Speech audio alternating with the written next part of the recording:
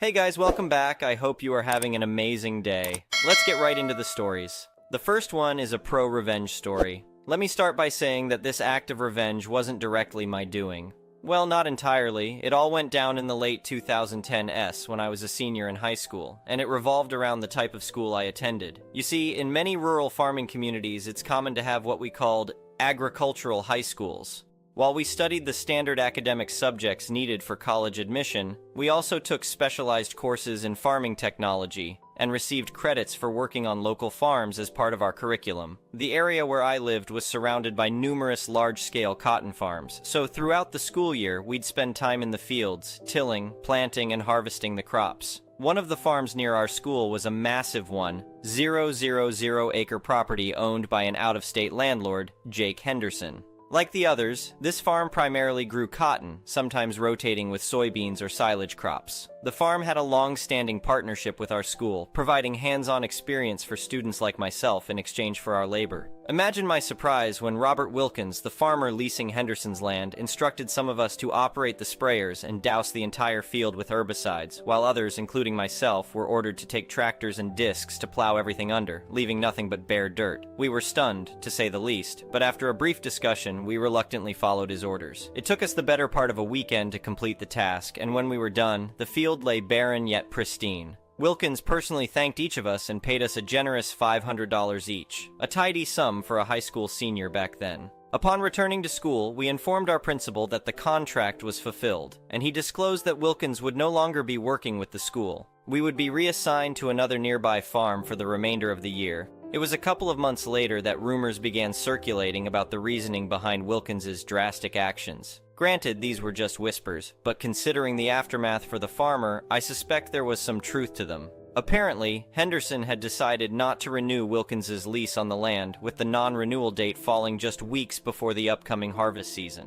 Given that the average cotton farm earns around $1,500 per acre, a 1,000-acre farm could easily net the landowner $1.5 million, with about $500,000 of that being pure profit. I don't know the specifics of Wilkins's lease agreement, but it's reasonable to assume it wasn't anywhere close to that figure. So this landowner had devised a clever trick. Let the farmer get a good crop planted, then refuse to renew the lease. The farmer would vacate the premises, leaving the plants in the field, and the landowner could simply hire contractors to harvest the crop, pocketing the profits. However, since Wilkins' lease hadn't yet expired, he decided to prevent Henderson from cashing in on their hard work. His act of revenge against the landowner was to deny them the opportunity to profit from the farm's labor. Sure, it meant destroying his own farm and selling off most of his assets to purchase a new property for himself, but he had made his point. As expected, Henderson tried to sue Wilkins, but the court ruled in the farmer's favor. Since Wilkins was still under the lease when he had the land tilled, it was considered his property to do with as he pleased, and the landowner had no legal recourse to dictate how the farmer managed his leased land. From that experience, I learned a valuable lesson that went beyond farming knowledge. It taught me to never ever cross someone who has nothing left to lose. The next one is an entitled people story. I've lived in my house for over 15 years and never had any issues with my neighbors.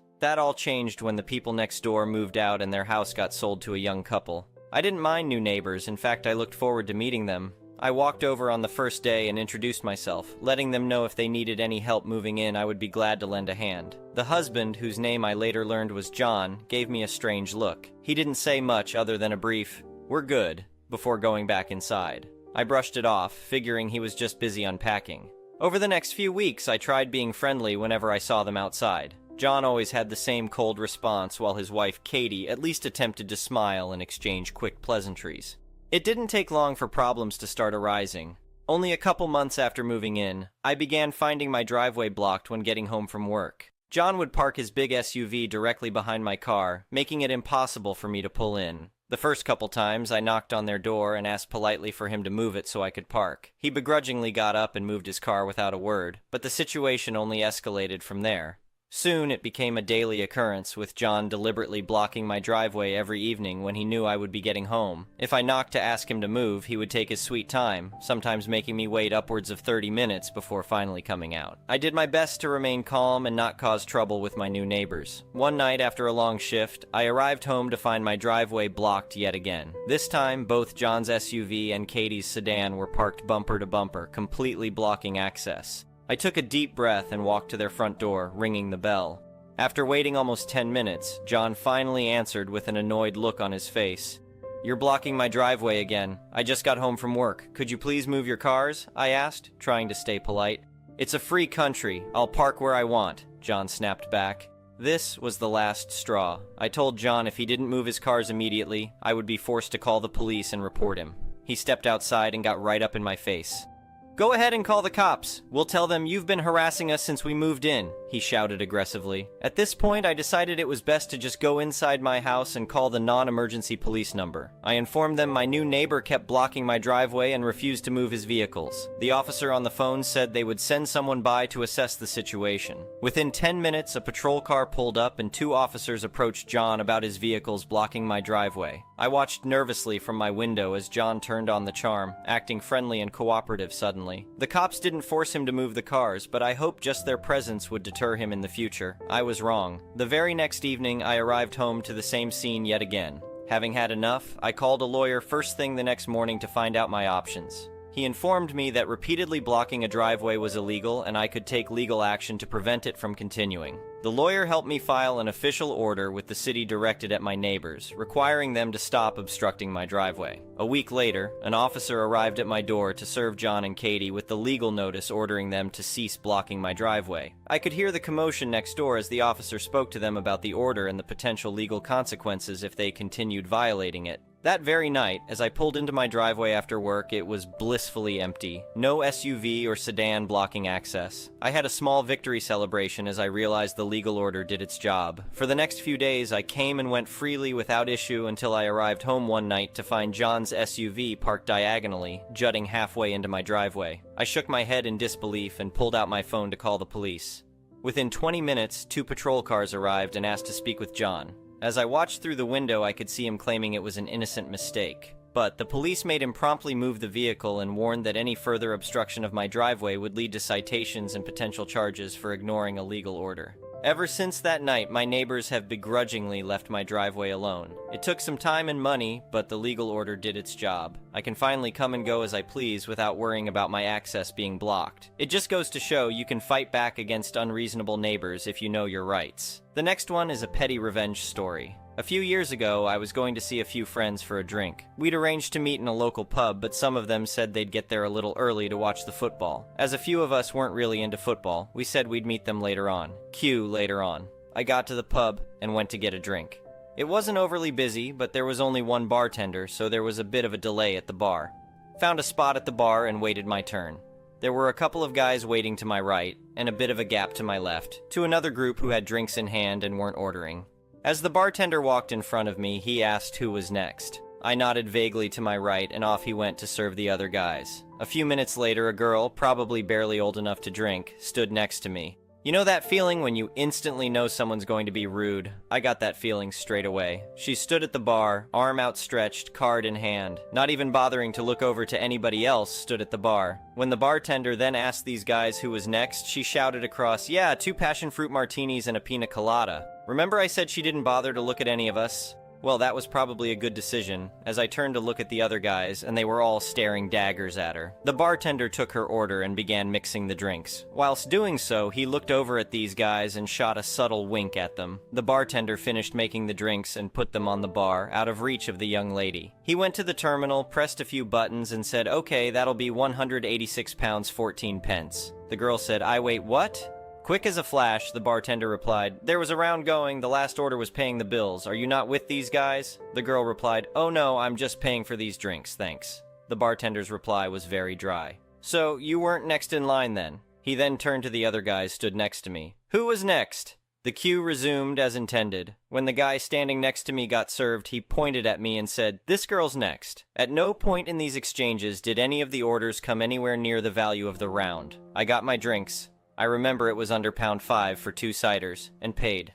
Quietly said, "Nicely done," to the bartender as I did, to which he gave me a knowing smile. I headed back to our table and shared what had happened with my friends. Whilst doing so, some of the guys at the bar looked over to see us staring in their general direction. To my surprise, a few of them waved, with some of my friends waving back. One of my friends explained, "Oh, we were standing at the bar earlier watching the footy with those guys. They're all our team's fans too." Bartender's a fan too, he's sound. The girl was stood there for another 10 minutes waiting to pay for her drinks. She spent the time studying a menu, assumedly not wanting to look at anybody else at the bar. The next one is a malicious compliance story. I work in asset financing for motor vehicles and land mostly. How it works is, you find a nice piece of land or a nice car, but you do not have the full asset price. We buy the asset for you, and you repay us within a specific period of time, with interest, and we give you the deed to the property after you have cleared the loan with us. I am just laying the foundation here. Well, I got to work in a customer service role for the job, and a client came to request his deed, in this case, a logbook for his car, as he had cleared his loan. I checked and found that his deed was not ready, and I asked him to come back in a couple of weeks. The client did not want to hear this as he needed proof of ownership for his vehicle, and he wanted the document at that moment. I completely understood the client, though I could not do anything other than escalate the issue to the manager of the relevant department in the hopes that he would figure something out.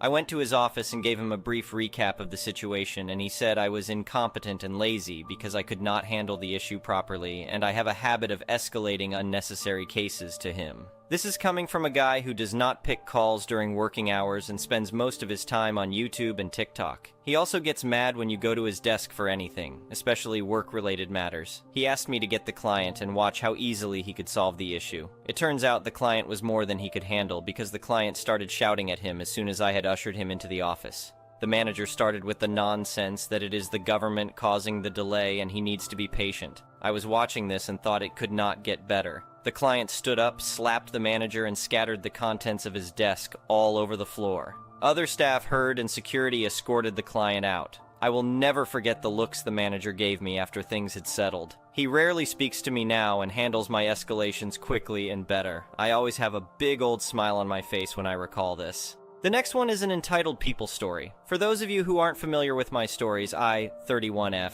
have a man-child entitled brother, 26M, who lives in the house I co-own with my mom. My mom has told him he has until May 31st to move out. I've been anxiously waiting for him to leave, doing my best to bide my time, but I have finally reached the end of my rope, and for something that I'm not sure is the straw or the log that broke the camel's back. Last night, while I was in bed, Entitled Bro informed me he would be taking my dog, Spot, for 3 days on some fishing trip. I told him there's no way he could do that. He said he wasn't asking, he was telling me. He said he's my dog too, and that he is entitled to take him whenever he pleases. Here's the thing though. 9 years ago, Entitled Brother demanded a dog. I begged my mom not to. He had one previously, but he neglected it, and my mom ended up rehoming it, for which he never let her hear the end of. But of course she caved, and the same problem persisted. Entitled Bro never cared for Spot. I ended up taking over his care. Paid for his vet bills, fed him, took him to get groomed, etc. Things came to a head when we had to move in with family members and they said we were not allowed to bring a dog. Entitled Bro didn't do anything to find Spot a new home. It was my problem. I found him a foster home, where I visited him every day after my college classes ended, and was able to get him back 2 years later when we finally had a place to live again.